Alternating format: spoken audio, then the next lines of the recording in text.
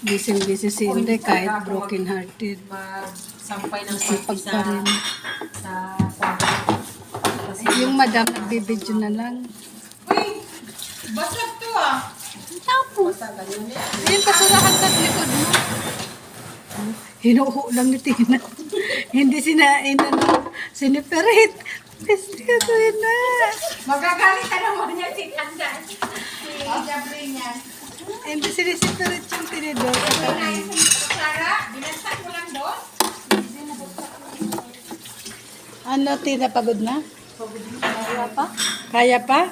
Kakayanin pa. Kakayanin pa kahit gano'n. Uy, cellphone mo kung mabasa yan. Hayaan mo mabasa. Sa'yo naman dyan. Wala naman yung kausap. Yeah. Ganon?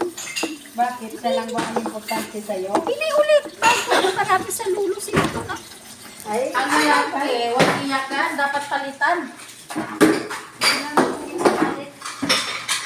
Ayaw ko na.